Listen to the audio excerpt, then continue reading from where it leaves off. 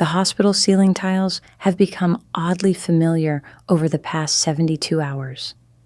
I've counted them so many times that I know there are exactly 47 visible from my bed, with a water stain shaped vaguely like a butterfly in the upper right corner. The fluorescent lights hum with a frequency that's begun to feel like a second heartbeat, steady and monotonous beneath the beeping of monitors tracking my vital signs. My name is Madison Pierce, and I'm 34 years old. 3 days ago, my entire world shattered along with my left leg, 2 ribs, and any remaining illusions I had about my family. The accident replays in my mind with perfect, terrible clarity. We were driving to Sunday brunch at Harborview Restaurant, a tradition my mother insisted on maintaining, despite the fact that these weekly gatherings had become increasingly strained over the past year. My father, Raymond, was behind the wheel of his pearl-white Mercedes, the one he'd purchased 6 months earlier and treated with more care than he'd ever shown his children.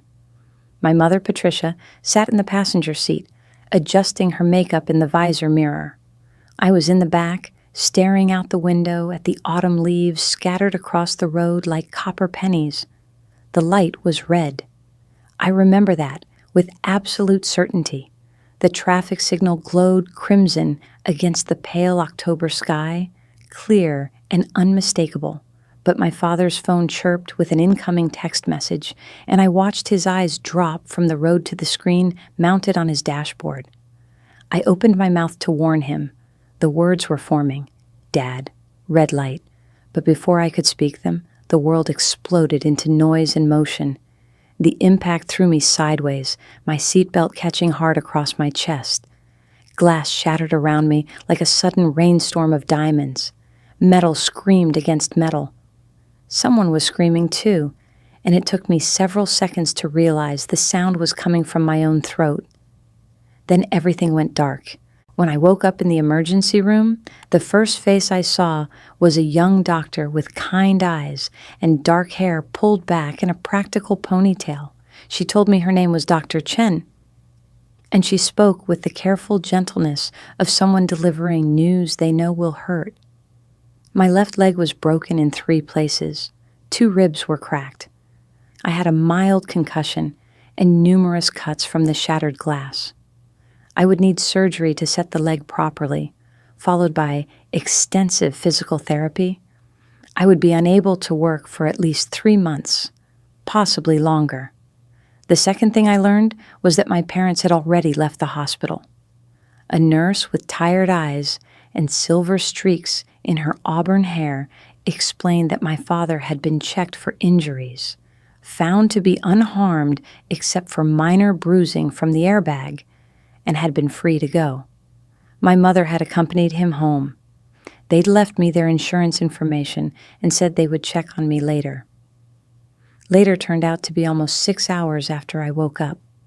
My mother arrived first, clicking into my room on heels that seemed absurdly inappropriate for a hospital visit. She was dressed in cream-colored slacks and a silk blouse, her blonde hair styled in soft waves that must have taken her hairdresser an hour to perfect. She looked like she was heading to a garden party rather than visiting her injured daughter. "Madison, sweetheart." Her voice carried that particular tone of forced cheer that I'd learned to recognize as a warning sign. "You're awake. That's wonderful. How are you feeling?" I stared at her, trying to process the question. How was I feeling? My leg throbbed with a deep, bone-level ache that the pain medication could only partially touch. Every breath sent sharp reminders through my cracked ribs. My head felt stuffed with cotton, and my mouth tasted like metal and fear. Like I was just in a car accident. I said finally, "Where's Dad?" She waved a manicured hand dismissively. "Oh, he's resting at home." The whole thing was quite traumatic for him, you understand. He's very shaken up. I waited for her to acknowledge what had happened, to apologize for my father running a red light while looking at his phone, to express concern about my injuries. Instead, she perched on the edge of the uncomfortable vinyl chair beside my bed and pulled out her phone. "I need to show you something," she said, her voice brightening with an enthusiasm that felt grotesque in that sterile hospital room. "We've been planning this for months, and I'm just so excited I can barely contain myself." She turned her phone screen toward me, displaying a travel website with photos of Rome's Colosseum bathed in golden sunlight. The booking confirmation showed departure for the following Wednesday, 4 days away, 2 rooms at a luxury hotel near the Spanish Steps. Return date, 12 days later. "We're finally taking that trip to Italy," she announced. "Your father and I have been saving up for years, and we're bringing Brooklyn along. It'll be such a wonderful bonding experience for the 3 of us." Brooklyn, my younger sister by 6 years, the favorite child, the golden daughter who could do no wrong in our parents' eyes. While I'd worked 2 jobs to pay for community college, Brooklyn had been given a fully funded education at a prestigious private university. While I'd bought my own car with money saved from years of waitressing, Brooklyn had been gifted a brand new Lexus for her 21st birthday. While I'd struggled to afford a small apartment after college, my parents had helped Brooklyn with a down payment on a condo in the trendy downtown district. I'd told myself for years that I wasn't jealous, that I understood my parents had simply been in better financial positions by the time Brooklyn reached adulthood. I'd convinced myself that the inequality was circumstantial rather than preferential. But lying in that hospital bed, watching my mother's face glow with excitement about a trip that excluded me entirely, the scales fell from my eyes with painful clarity. "Mom," I said slowly, testing each word before releasing it, "I just had surgery. I'm going to be in the hospital for at least another 3 days. Then I'll need help at home because I can't put any weight on my leg for 6 weeks." She frowned slightly, as if I'd mentioned an inconvenient scheduling conflict rather than a serious injury. "Yes. Well, that's unfortunate timing, isn't it? But the trip has been booked for months. We can't just cancel because of this little accident." Little accident. The words hung in the air between us. My father had run a red light while texting and crashed into another vehicle. I'd been hospitalized with multiple fractures, and my mother was calling it a little accident, dismissing it like a minor social faux pas. "Dad caused the accident," I said, keeping my voice level, despite the anger beginning to simmer beneath my skin. He was looking at his phone instead of watching the road. My mother's expression hardened, her lips pressing into a thin line. "Madison, your father feels terrible about what happened. There's no need to assign blame. It was just one of those things. These situations happen." "These situations happen when people drive distracted," I replied. "Mom, I'm going to have medical bills. The insurance might not cover everything. Physical therapy alone is going to cost thousands of dollars, and I can't work for months. I'm going to need help, financially and physically." She stood up, smoothing her blouse with sharp, agitated movements. "We've given you so much over the years, Madison. Surely you can handle this on your own. You're always so independent, so capable. You'll figure it out. You always do." The dismissal in her voice was absolute. She wasn't going to help. Neither of them were. They were going to fly to Rome with my sister and leave me here, alone and injured, to deal with the consequences of an accident my father had caused. "I need to get going," my mother continued, checking her expensive watch. "Brooklyn and I have a spa appointment, and then we're going shopping for the trip. We need proper travel outfits. You understand?" She leaned down and pressed a perfunctory kiss to my forehead, her lips barely making contact with my skin. "You'll be fine, sweetie. You're so strong. We'll check on you when we get back from Rome." Then she was gone, her heels clicking down the hospital corridor, leaving behind only the faint scent of her expensive perfume and the crushing weight of her indifference. I lay there, in the gathering darkness of my room, watching the sun set through the narrow window. The pain medication made everything feel slightly unreal, like I was watching my life through a gauzy filter. But the hurt went deeper than the broken bones. It settled into my chest like a physical weight, making it hard to breathe, even without the cracked ribs. A nurse came in to check my vitals, the same one with the tired eyes and auburn hair. She noticed my tears and paused, her hand gentle on my shoulder. "You okay, honey?" she asked, her voice soft with genuine concern that stood in stark contrast to my mother's forced cheer. "My family's going to Rome," I heard myself say. "They're leaving in 4 days.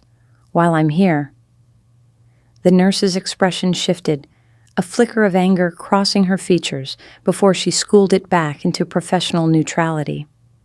"That's rough," she said carefully. "Do you have anyone else who can help? Friends? A partner?" I shook my head. I'd been so focused on work over the past few years, building my career as a freelance graphic designer, that my social life had withered to almost nothing. Most of my college friends had moved away or drifted into their own lives. I dated someone seriously about 2 years ago, but that relationship had ended when he accepted a job offer in Seattle. I had acquaintances, colleagues I emailed with, clients I spoke to on video calls, but no one I could ask to help me through months of recovery. "I'll be fine," I said, the lie tasting bitter on my tongue. "I always am." The nurse squeezed my shoulder gently. "You shouldn't have to be fine alone," she said. "That's what family is supposed to be for." After she left, I picked up my phone and scrolled through my messages. Nothing from my father, nothing from Brooklyn. My mother had texted me a link to the hotel in Rome with a note. "Doesn't this look divine?" I set the phone down and closed my eyes, but sleep wouldn't come. Instead, I found myself thinking about all the times over the years when I'd been the one left behind, the afterthought, the one whose needs came last. The pattern had always been there. I'd just chosen not to see it clearly. When I was 9 years old, my parents took Brooklyn, then 3, to Disneyland. They told me I was too old for such childish things and left me with my grandmother for a week. When I graduated college, they missed my ceremony because Brooklyn had a dance recital the same day.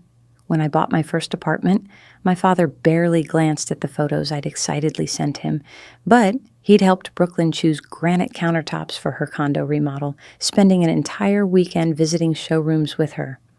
I'd always made excuses for them. They were busy. They were stressed about money. They didn't mean to play favorites. But the truth was simpler and more painful. They loved Brooklyn more than they loved me. They valued her happiness over mine. They would rather spend money on a luxury vacation with her than help pay for medical treatment for the daughter whose injuries resulted from their own negligence. The next morning, my father finally called. His voice came through the phone line, tight with defensive anger, as if I were the one who had wronged him. "Madison, your mother tells me you've been making accusations about the accident."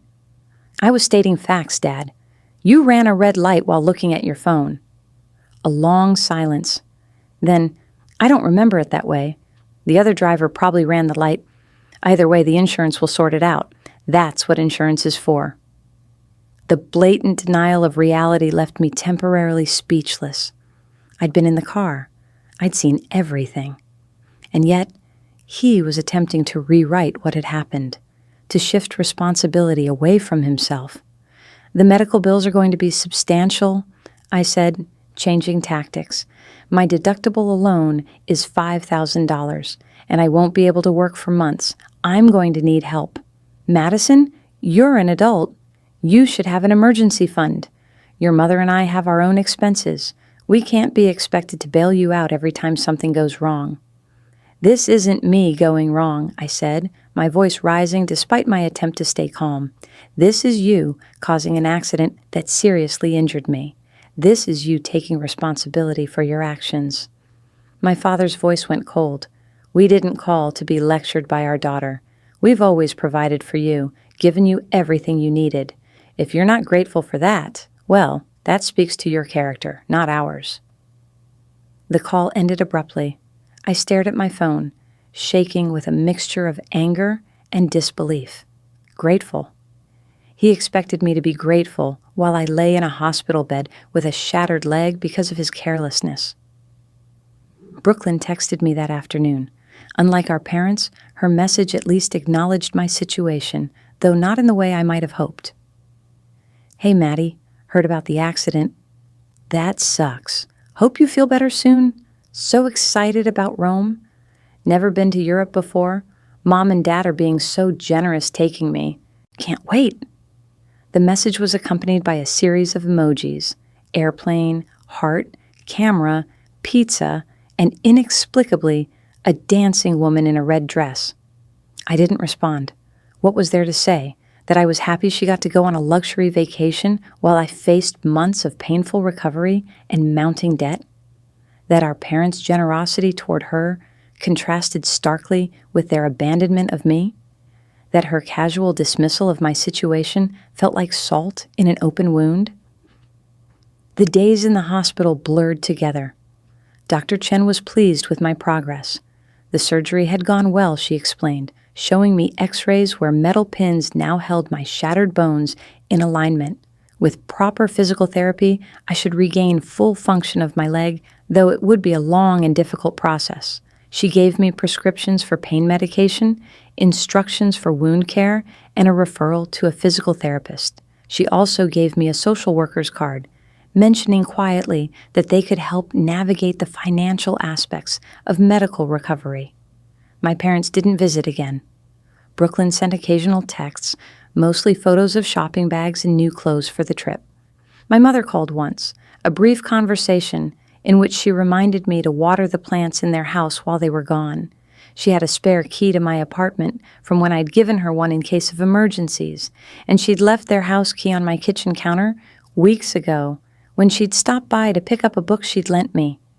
The audacity of asking me to take care of their house while I could barely take care of myself would have been funny if it weren't so painful.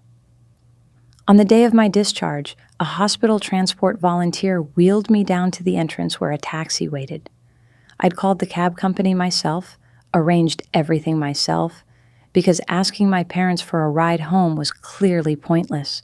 The volunteer, a gentle older man named Arthur, helped me settle into the back seat with my crutches and my bag of medications and post-operative instructions.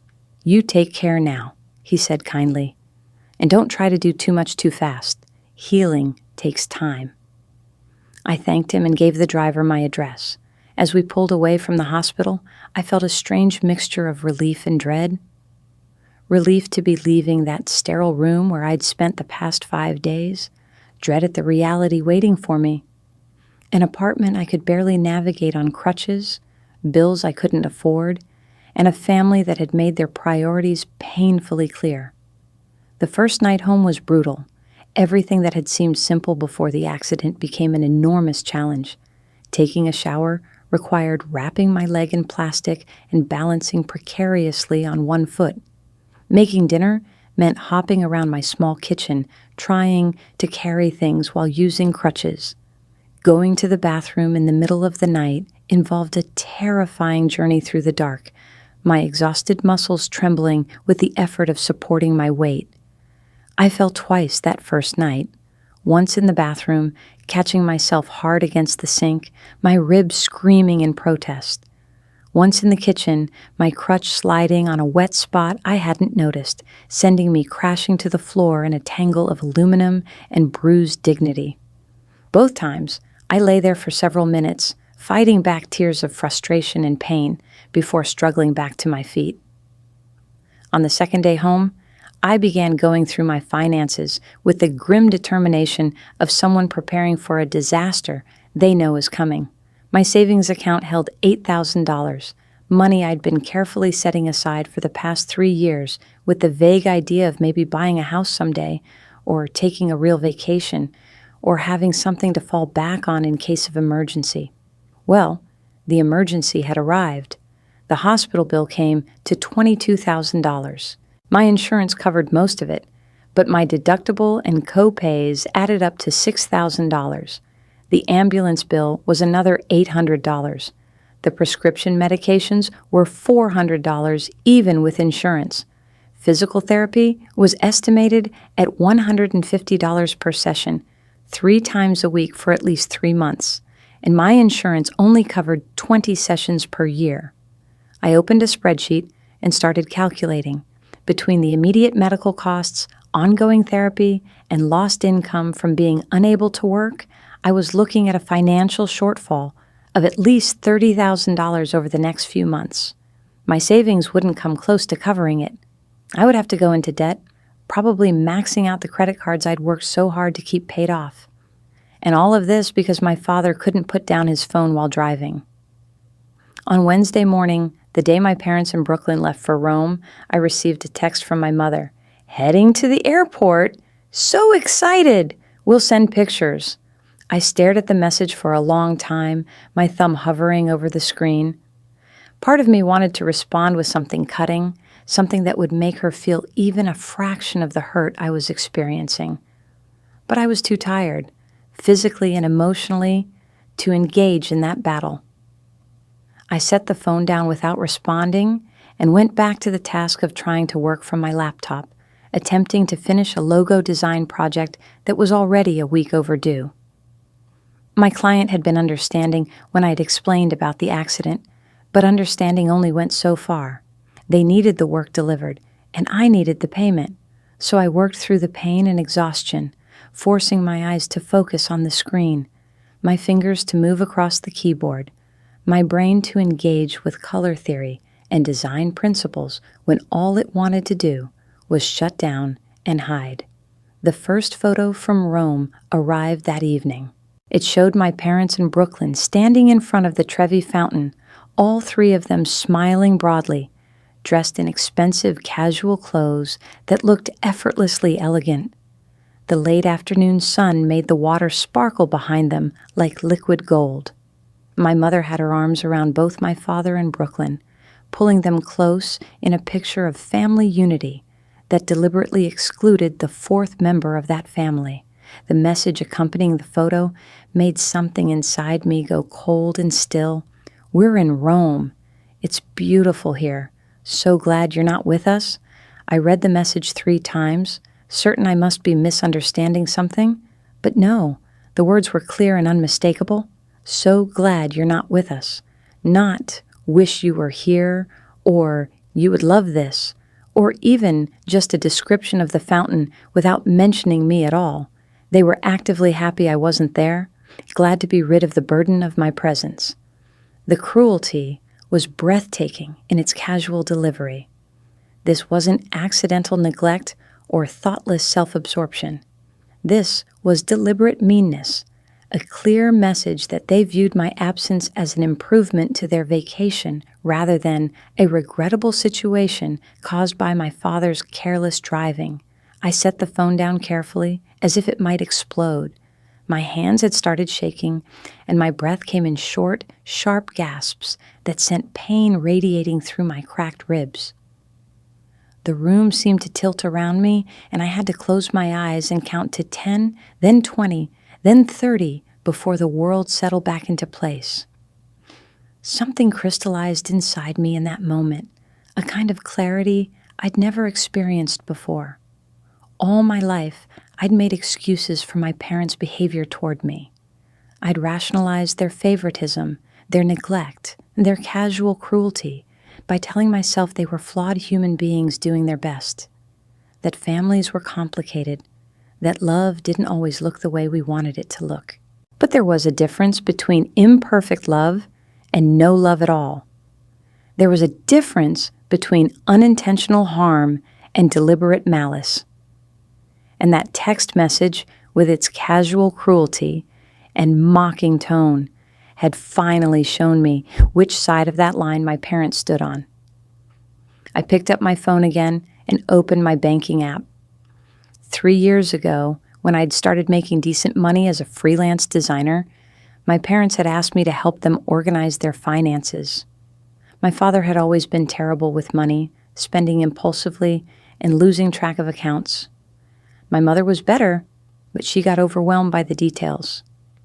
They'd been facing some financial difficulties, late payment fees piling up, creditors calling, and they'd asked if I could use my organizational skills to help them get things sorted out.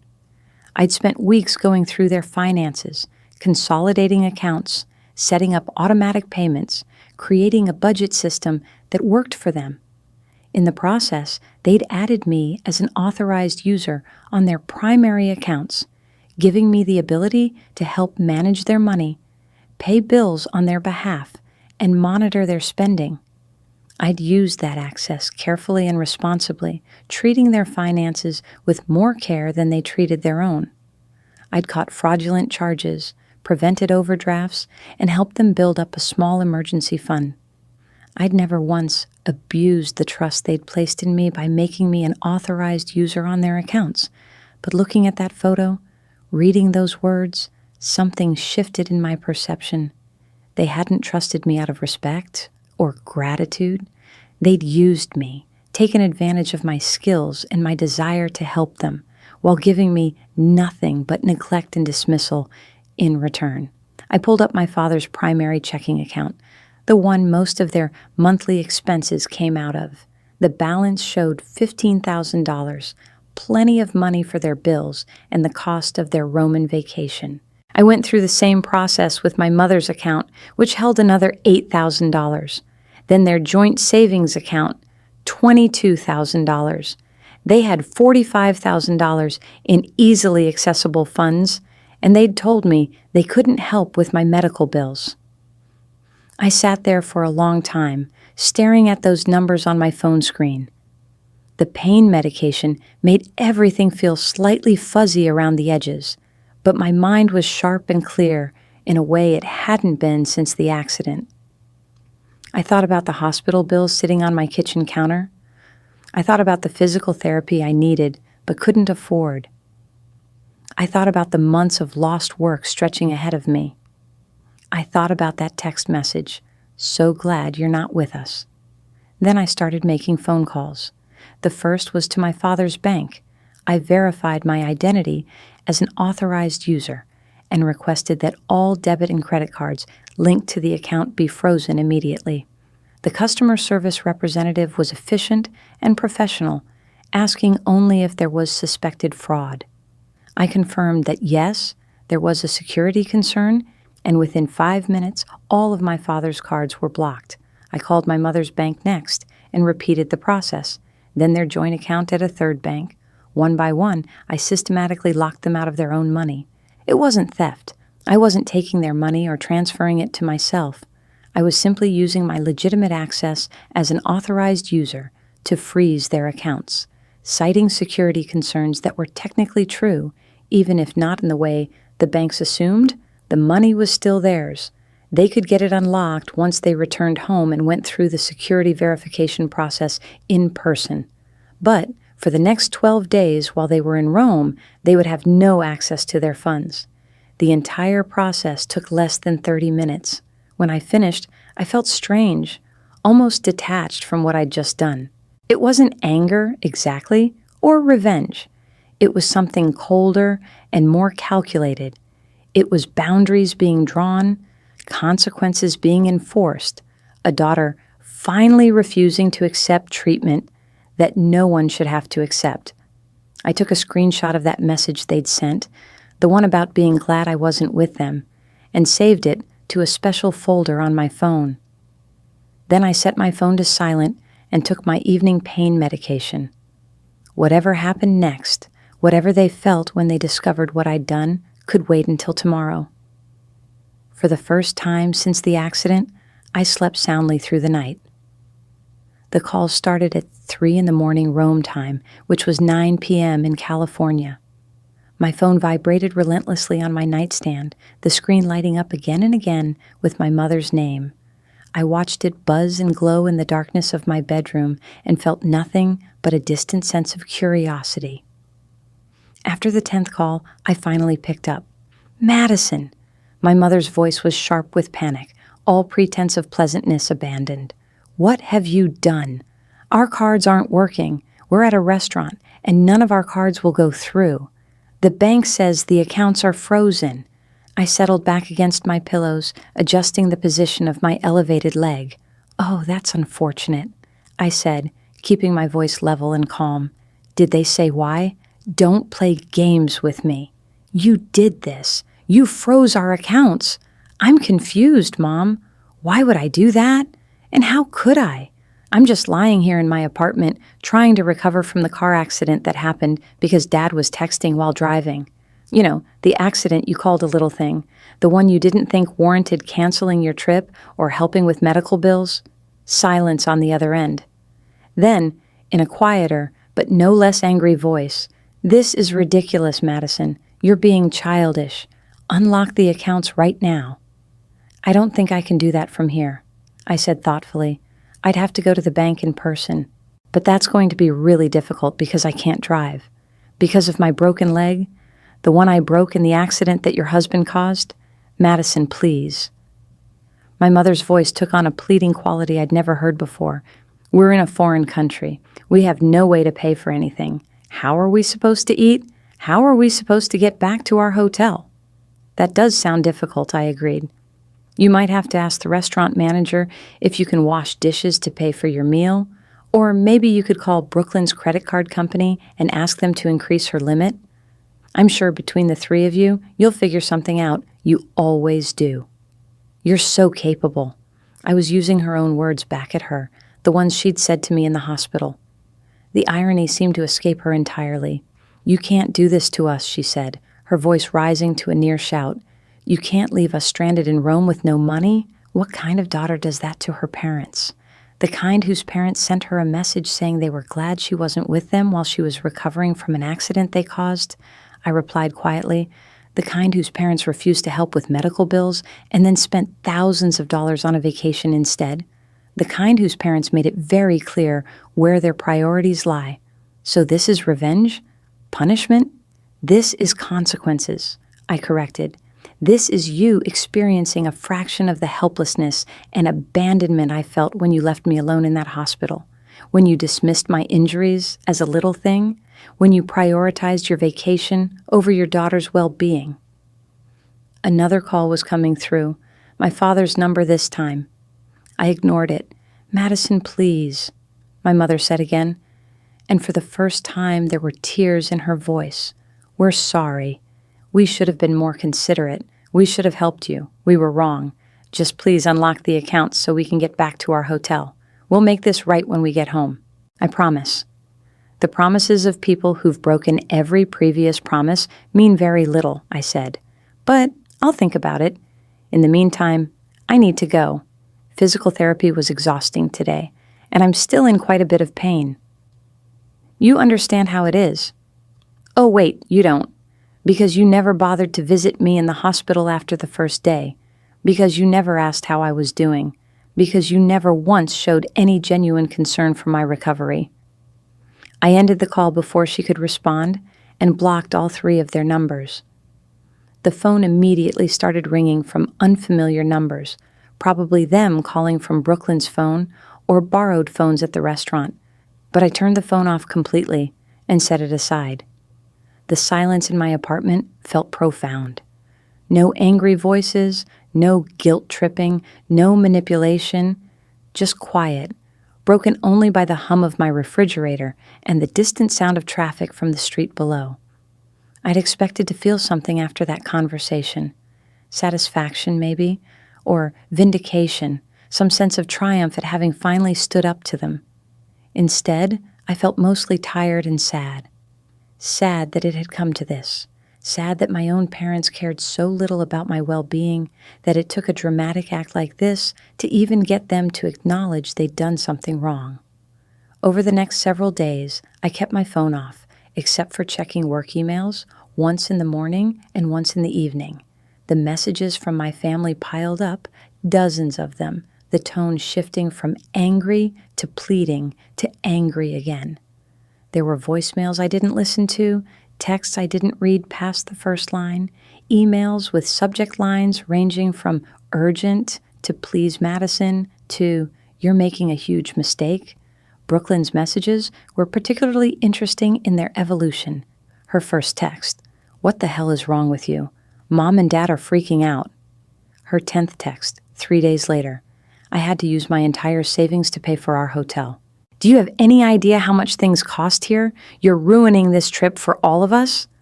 I almost replied to that one to point out that no one had forced her to go on an expensive trip while her sister was recovering from a serious injury. But I restrained myself. Engaging with their anger and accusations would only pull me back into the same dysfunctional patterns. Instead, I focused on healing. I went to physical therapy sessions 3 times a week, working with a therapist named Marcus who was patient and encouraging as I struggled to rebuild strength in my damaged leg. The exercises were painful and frustrating, pushing me to the edge of what I could tolerate, but I forced myself through them. I also started seeing a counselor, something I'd been putting off for years despite knowing I probably needed it. Her name was Dr. Helena Zhang, and she specialized in family trauma. When I explained my situation in our first session, she listened without judgment, making notes on her tablet and asking occasional clarifying questions. What you're describing is a pattern of emotional neglect and favoritism that's been present throughout your life, she said when I finished. The accident and their reaction to it didn't create this dynamic. It just made it impossible for you to ignore anymore. Is what I did wrong? I asked, freezing their accounts. Dr. Zhang considered the question carefully. That's not really a question about right or wrong in the moral sense, she said finally. It's a question about whether your action was an appropriate response to their behavior. They abandoned you when you needed them most. They mocked your suffering. They showed you explicitly that they valued a vacation over your well-being. Your response was to set a boundary, to show them there are consequences for that kind of treatment. Is that wrong? I don't think so. Is it extreme? Possibly, but sometimes extreme situations call for extreme responses. I feel guilty, I admitted. Even after everything they've done, I feel guilty for causing them problems. That's what happens when you grow up with parents who condition you to prioritize their needs over your own. Dr. Zhang said gently, they've trained you to feel guilty for setting boundaries, for standing up for yourself, for asking for your needs to be met. Recognizing that pattern is the first step to breaking it. My parents returned from Rome on a Sunday afternoon. I know this because my mother somehow managed to get through to me from someone else's phone before I realized who was calling. Her voice was tight with barely controlled fury. The bank says we have to come in person to unlock the accounts. We're going tomorrow morning, and then we're coming to your apartment. We need to talk about your behavior. I'm happy to talk, I said, surprising myself with how steady my voice sounded. But I'm setting some ground rules. You don't get to barge into my home and yell at me. If you want to have a conversation, we can meet at a neutral location, and you're going to listen to what I have to say. Actually listen, without interrupting or dismissing or making excuses. A long pause. Then grudgingly, fine, Tuesday afternoon. That coffee shop you like? The one on Maple Street, 3 o'clock. I'll be there, I said, and ended the call. The coffee shop was called Grounds for Thought, a small independent place with mismatched furniture, local art on the walls, and a rotating selection of pastries made by a baker named Sophie who lived 3 blocks away. I'd been a regular before the accident, working from one of the corner tables with my laptop and a steady supply of their excellent dark roast. Navigating the shop on crutches was challenging, but I arrived 15 minutes early and claimed a table near the back, away from the counter and the door. I ordered my usual coffee and positioned myself facing the entrance, wanting to see them arrive rather than having them surprise me. They came in at exactly 3 o'clock, my father holding the door for my mother in Brooklyn. All 3 of them looked like they'd aged a decade in the 2 weeks they'd been gone. My father's face was drawn and gray. My mother had lines around her mouth I'd never noticed before. Brooklyn looked sullen and angry, her arms crossed defensively over her chest. They approached the table slowly, as if afraid of setting off a bomb. My father sat down first, followed by my mother and Brooklyn. No one ordered coffee. No one spoke for several long moments. Finally, my father cleared his throat. "Madison," he began, his voice formal and stiff, "we owe you an apology. Yes, I agreed. You do. He blinked, clearly not expecting me to agree so readily.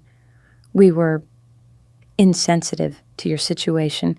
We should have been more supportive after the accident. Insensitive, I repeated. That's an interesting word choice. Let's talk about what actually happened, shall we? You caused an accident by driving distracted. I was seriously injured. You left me alone in the hospital and refused to help with medical expenses.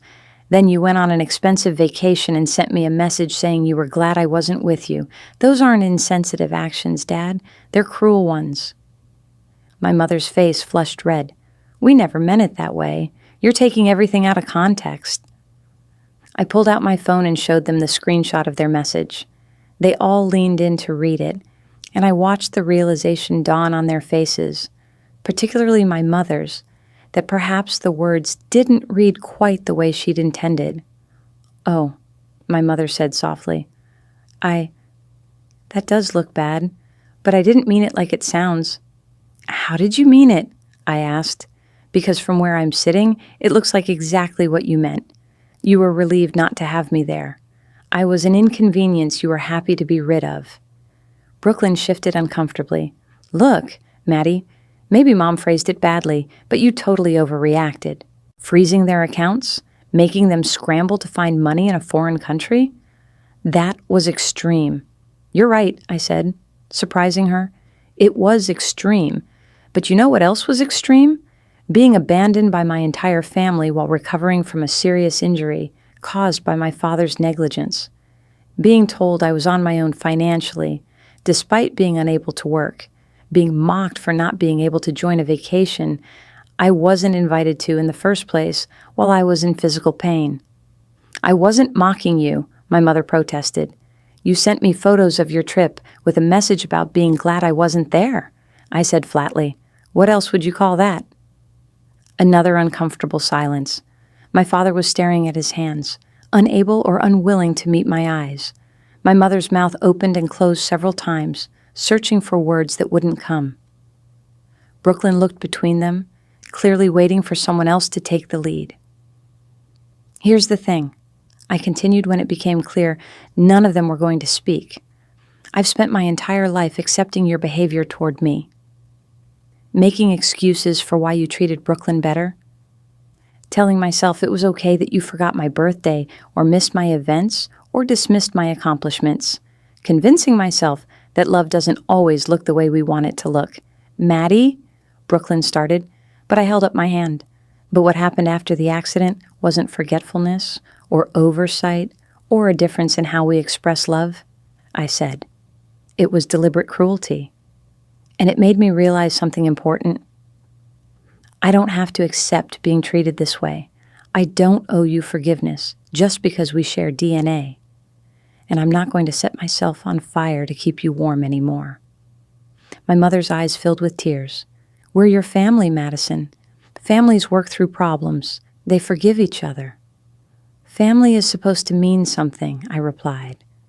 It's supposed to mean support when you're hurt. Help when you need it. Love that shows up in actions, not just words. You've given me words my whole life, but your actions have shown me exactly where I stand with you. Dead last. That's not true, my father said, finally finding his voice. We love you. Do you? I asked quietly, because love isn't just a feeling you claim to have. It's a choice you make every day, and every day of my life, you've chosen Brooklyn over me. Every time there was a decision to be made about resources or time or attention, you chose her. I accepted that for years. But I can't accept being abandoned in a hospital and then mocked for being injured. That crosses a line I'm not willing to forgive just because you want things to go back to normal. So what happens now? Brooklyn demanded. You just cut us off? Stop being part of the family? I'm not cutting you off, I said. I'm setting boundaries. I'm establishing what treatment I will and won't accept. If you can respect those boundaries, we can rebuild some kind of relationship. But if you can't, if you're going to continue treating me like an afterthought who should be grateful for whatever scraps of attention you throw my way, then yes, I'm walking away. My father leaned forward. What would these boundaries look like? I took a deep breath, having prepared for this question. First, an acknowledgement from you, Dad, that the accident was your fault and an apology for it. Second, I need you to cover my medical expenses related to the accident, including ongoing physical therapy. Third, I need all three of you to be in family therapy with me to work on these relationship issues. And fourth, I need to know that if something like this happens again, if I'm ever in a situation where I need help, you'll actually be there for me instead of choosing a vacation or some other priority. That's a lot to ask, my mother said. I almost laughed at the irony. It's really not, I said. Most of that is just basic human decency that any parent should offer their child without being asked. The fact that it feels like a lot to you tells me everything I need to know about how broken our family dynamics have been. We need time to think about this, my father said, standing up. You've given us a lot to process. Take all the time you need, I replied, but understand that while you're thinking, I'm moving forward with my life, with or without you in it. They left without saying goodbye, the three of them huddled together in their united front against me, the difficult daughter who dared to ask for basic respect and support. I watched them go and felt nothing but a strange sense of peace. The barista, a young woman with purple streaks in her hair who'd witnessed the entire exchange, came over to my table. "Are you okay?" she asked softly. "I am," I said, surprising myself with the truth of it. I really am. The weeks that followed were quiet. My parents didn't call. Brooklyn sent occasional texts that I didn't respond to. I focused on my recovery, both physical and emotional. The physical therapy sessions got a little easier each week.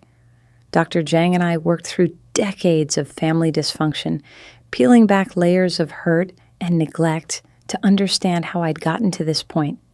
I also reconnected with some old friends from college, reaching out tentatively to explain what had happened and ask if they'd like to catch up. Most of them responded with warmth and concern, several offering practical help that I sometimes, with difficulty, allowed myself to accept. A friend named Zoe brought me groceries when getting to the store was still impossible. Another friend, Tyler, helped me install a grab bar in my shower so I could bathe safely. Small acts of kindness from people who weren't obligated by blood to care about me, but chose to anyway. 6 weeks after our coffee shop meeting, my father called. I almost didn't answer, but something made me pick up. "Madison," he said, his voice heavy with something I couldn't quite identify. "I've been thinking about what you said, about the accident being my fault, about me choosing to look at my phone instead of watching the road." A long pause. I waited. "You were right," he continued. "I did cause the accident. I was distracted and I ran that red light and you got hurt because of my carelessness. I'm sorry. I'm so sorry." The apology hung in the air between us. It wasn't enough to erase what had happened, but it was something, an acknowledgement of reality, a small crack in the wall of denial he'd built. "Thank you," I said quietly. "That means something." "I want to pay for your medical expenses," he went on. "All of them. The hospital bills, the physical therapy, whatever you need. It's the least I can do." "I appreciate that," I said. "That will help a lot." "And," he added, sounding uncomfortable, "your mother and I talked to a family therapist, Dr. Patricia Moore. She's recommended we all come in for joint sessions, if you're still willing." "I am," I said. "But I need you to understand this is going to be hard. We're going to have to talk about things you don't want to talk about. Patterns that go back years. The way you've treated me compared to Brooklyn, all of it. I know," he said. "Dr. Moore already gave us a preview of what to expect. It's not going to be comfortable. But I think we need to do it. I don't want to lose you, Madison. And I'm starting to realize that's what's going to happen if we don't make some changes." "Okay," I said. "Let's try."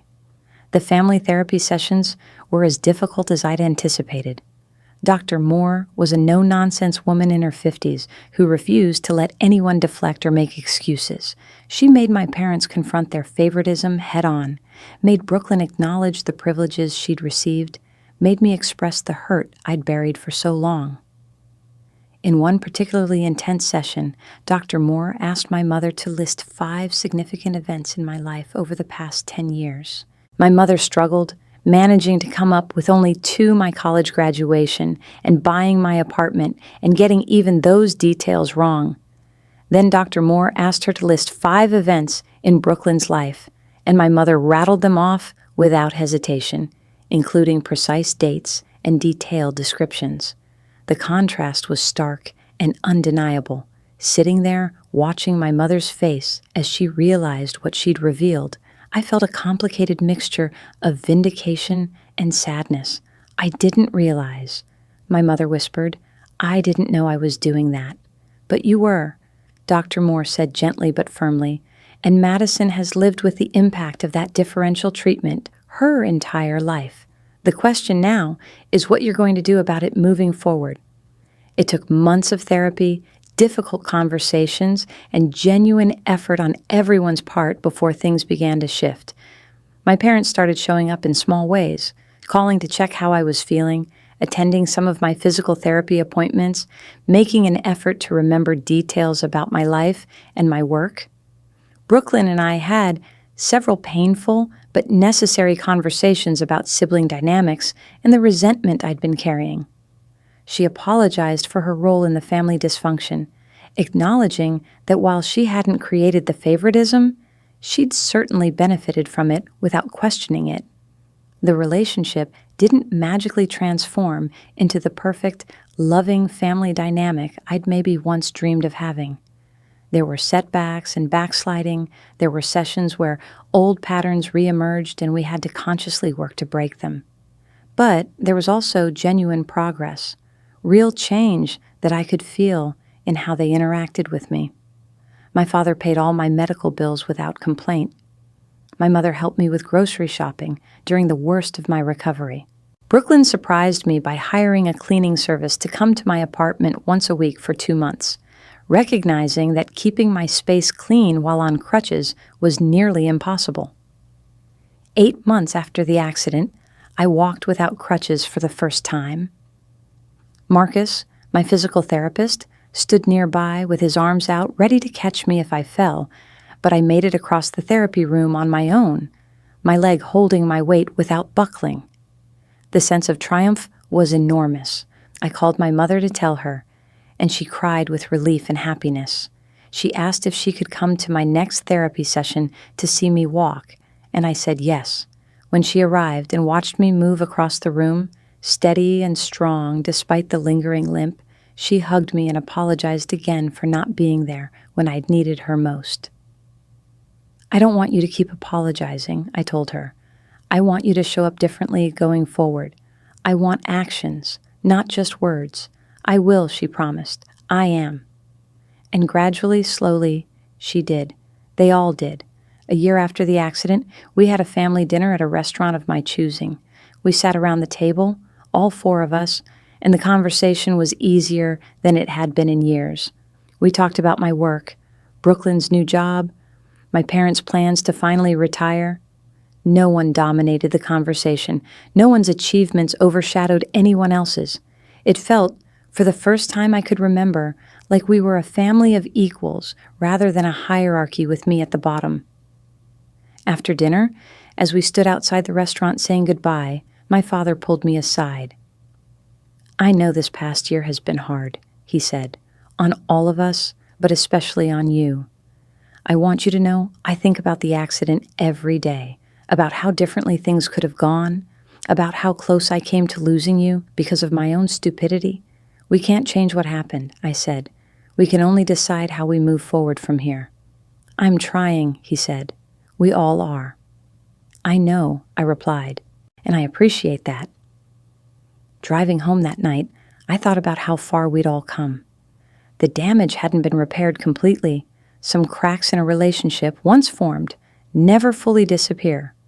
But we'd acknowledged the damage existed, and we were working together to build something new on top of the old broken foundation. The frozen bank accounts, which had seemed like such an extreme action at the time, had ultimately been the catalyst that forced everyone to confront the dysfunction we'd all been pretending didn't exist. Sometimes you have to break something completely before you can rebuild it properly. I still see Dr. Zhang regularly, working through the impacts of growing up, feeling like the less favored child, learning to set boundaries without guilt, understanding that asking for help isn't weakness. I've rebuilt my social connections, cultivating friendships with people who value me for who I am, rather than taking me for granted. My design business has grown stronger, partly because I learned to be more assertive about my worth and my rates. I no longer accept clients who treat me as disposable or expect me to work for exposure instead of payment. I've realized that the patterns in my family relationships had extended into my professional life, and changing one helped change the other. Brooklyn and I have developed a relationship that's more honest than it was before. She's acknowledged the ways she benefited from our parents' favoritism, and I've acknowledged that she didn't create that dynamic even if she participated in it. We're not best friends, probably never will be, but we're sisters in a way that feels more genuine than the superficial relationship we had before. Sometimes I think about that message they sent from Rome, the one about being glad I wasn't with them. It still hurts when I remember it. Some hurts don't heal completely, no matter how much therapy you have or how many apologies you receive. But I've learned to hold that hurt alongside the knowledge that people can change, that relationships can evolve, that the family I have now is not the family I had then. On the anniversary of the accident 2 years later, my father called me early in the morning. I almost didn't answer, the date triggering difficult memories. But I picked up. "Madison," he said, "I just wanted to call and tell you something I should have said 2 years ago.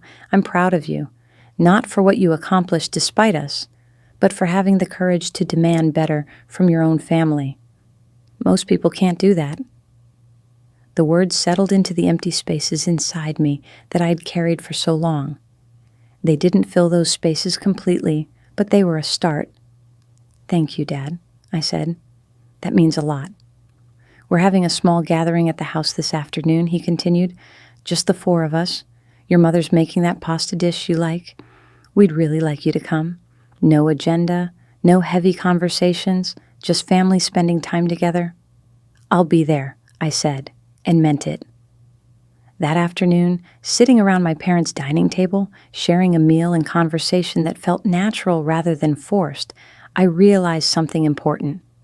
Forgiveness isn't a single moment or decision.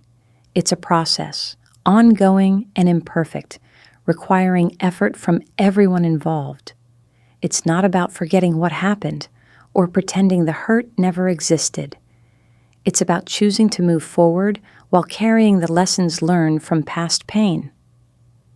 My mother caught my eye across the table and smiled, a real smile without the undercurrent of judgment or dismissal I'd grown accustomed to.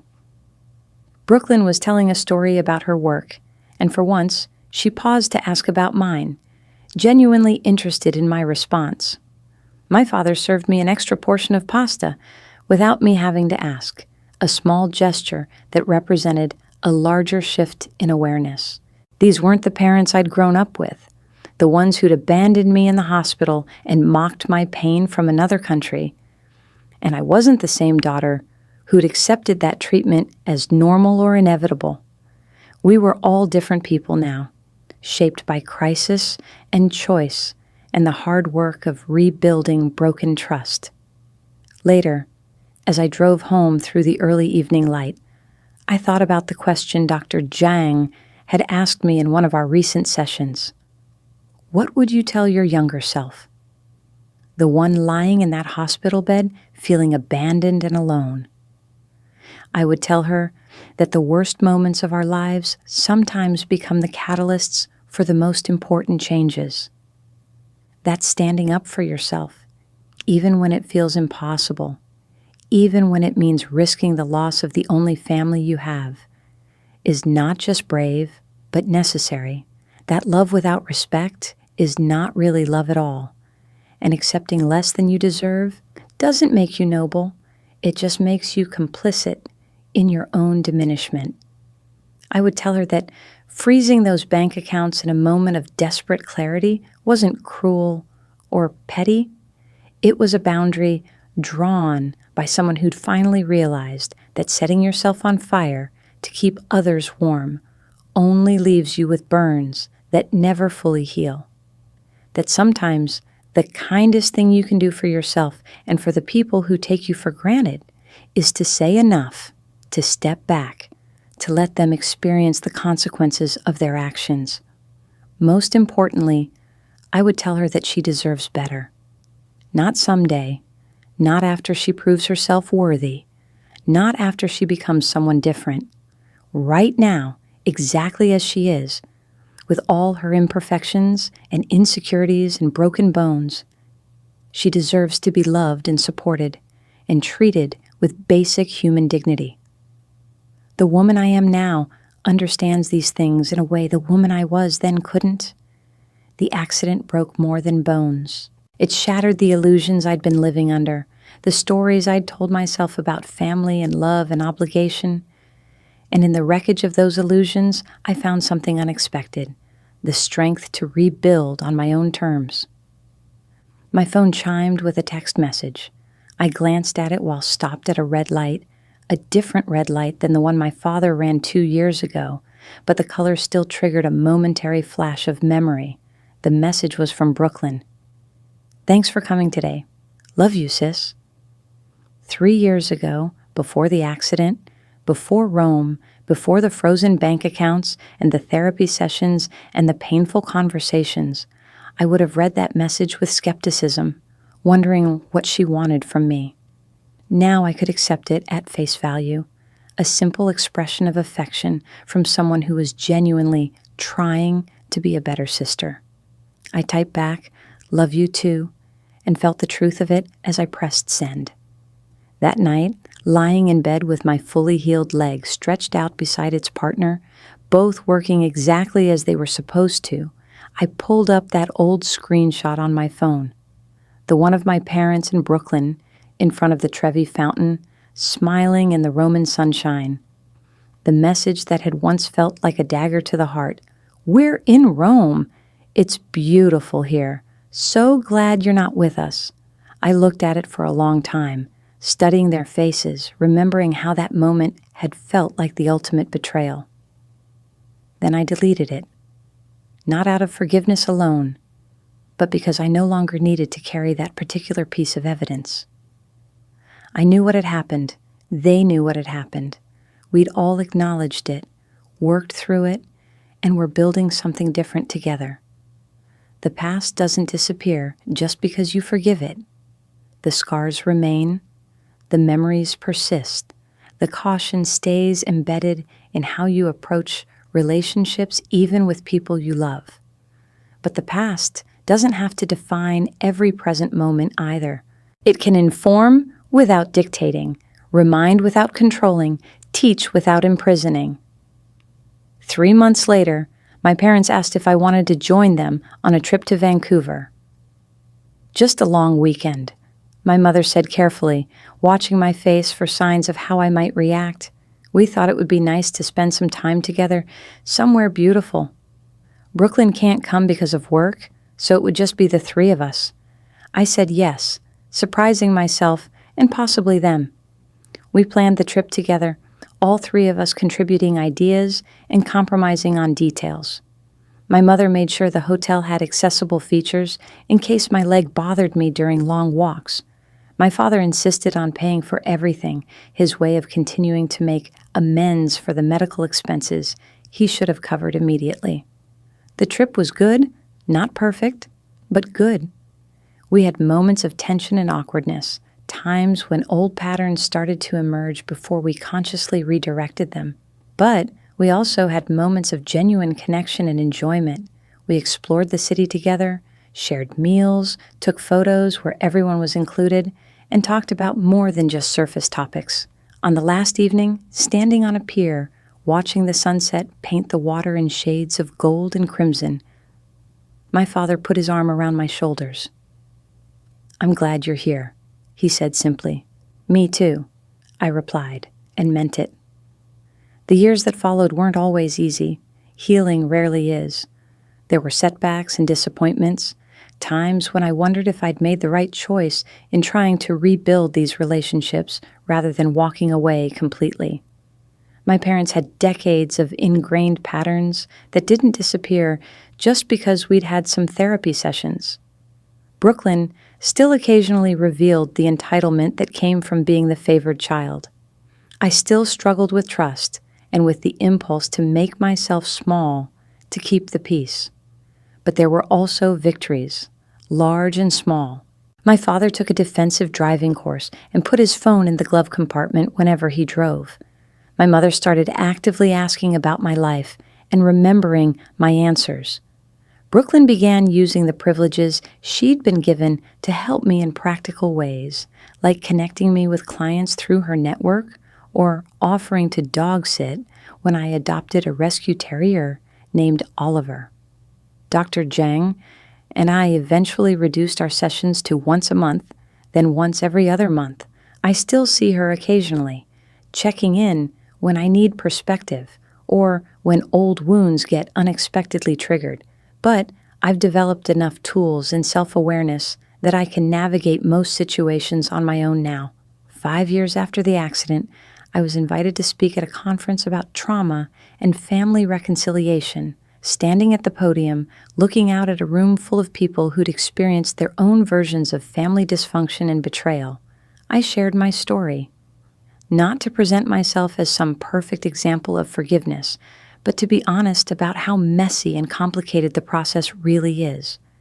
People often think forgiveness means pretending the hurt never happened, or immediately trusting the people who hurt you, I told the audience. But real forgiveness, the kind that leads to genuine healing, requires acknowledgement of the harm that was done.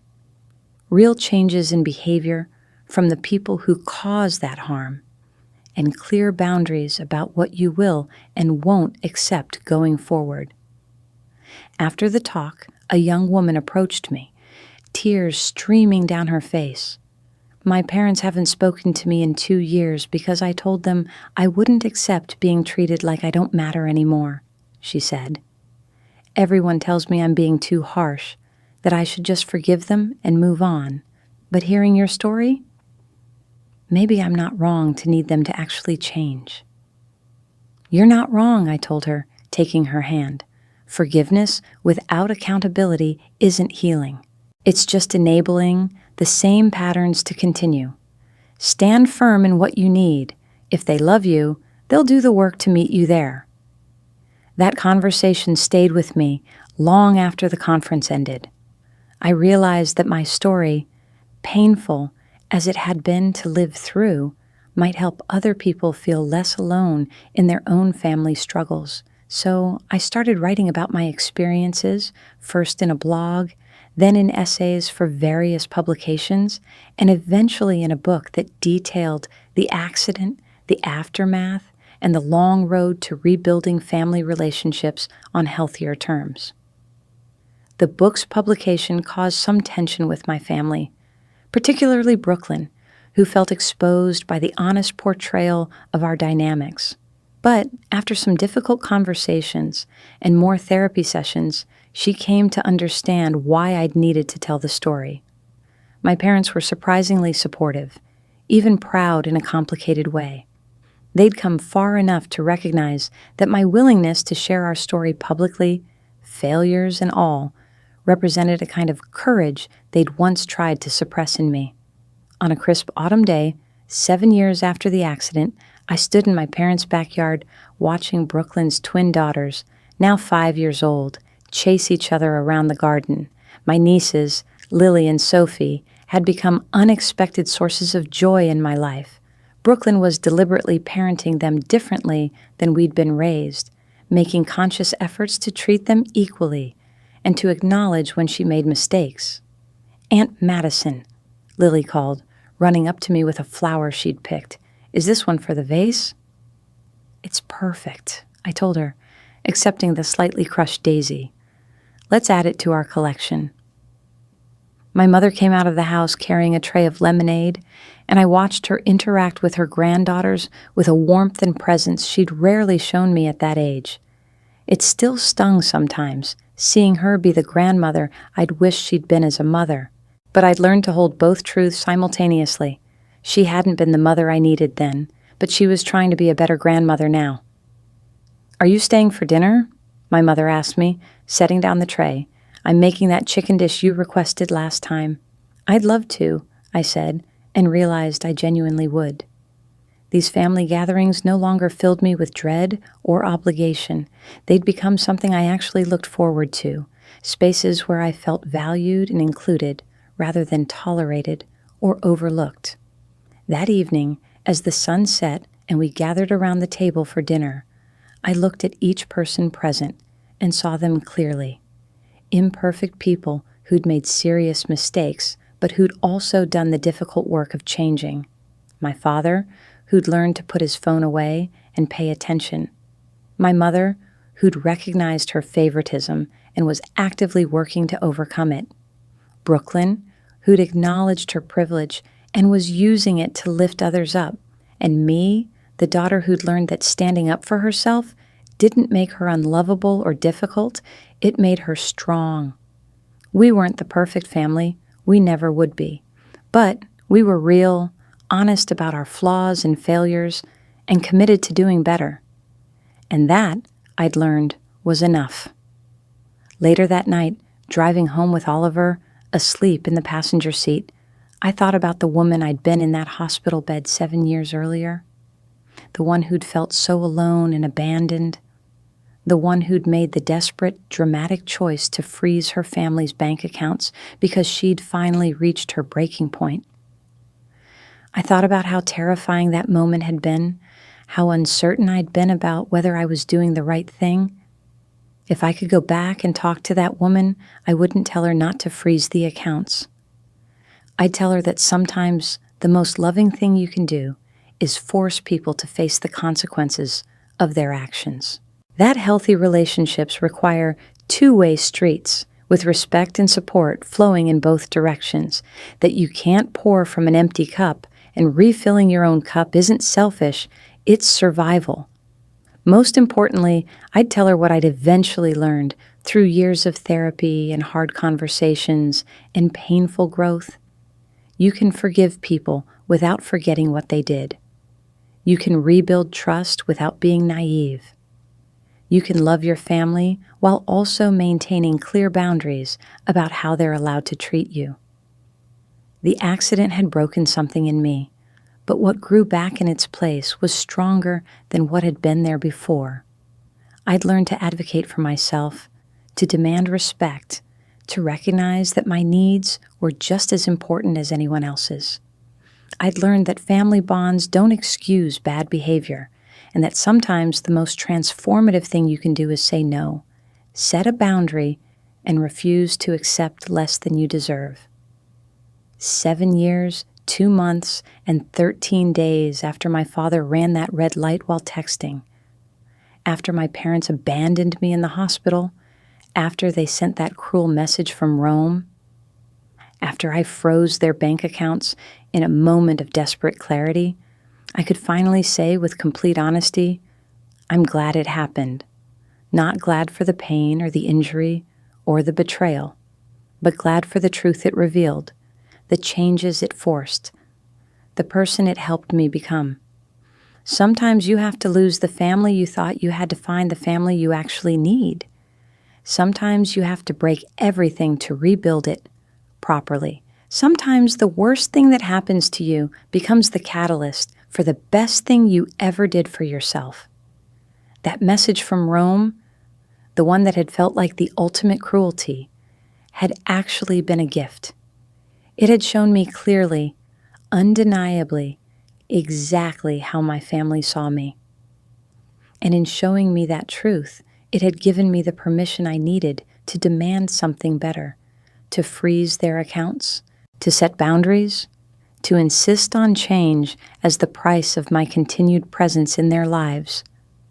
They could have refused. They could have walked away, decided I wasn't worth the effort of changing.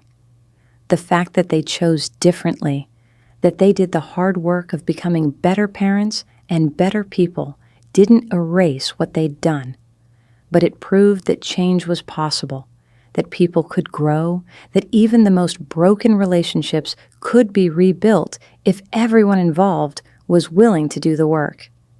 As I pulled into my driveway and Oliver stirred awake, yawning and stretching in the passenger seat, I felt a profound sense of peace. My leg had healed completely, leaving only a faint scar and the occasional ache on cold days. My relationship with my family had healed too, differently than my leg, with more visible scars and more persistent aches, but healed nonetheless. I'd learned that forgiveness doesn't mean letting people off the hook. It means choosing to release the anger that's poisoning you while still maintaining the boundaries that keep you safe. It means acknowledging that people are capable of both terrible cruelty and genuine growth. It means understanding that you can move forward without forgetting, can rebuild without erasing, can love without being naive. The woman I'd been before the accident wouldn't have understood these truths. She'd needed to break completely, to hit absolute rock bottom in that hospital room, to experience the full weight of her family's abandonment before she could begin to understand her own worth and fight for the treatment she deserved. Sometimes the kindest thing life does is show you the truth, no matter how painful that truth might be. Sometimes you have to freeze someone's bank accounts in Rome to get them to finally see you, to hear you, to understand that you're a person deserving of basic human dignity and respect. And sometimes, if you're very lucky and everyone involved is willing to do the work, that moment of crisis becomes the foundation for something better than what came before. Not perfect, never perfect, but real and honest and built on a foundation of mutual respect rather than one-sided sacrifice. That night, as I prepared for bed in my small apartment with Oliver curled up at my feet, I pulled out an old journal I'd kept during my recovery. I flipped to an entry from 7 years ago, written in shaky handwriting during those early days home from the hospital. I don't know if I'll ever forgive them for this. I don't know if I should. In the margin next to those words, I wrote with steady, confident handwriting, "You do forgive them, but more importantly, you forgive yourself for needing to, and that makes all the difference."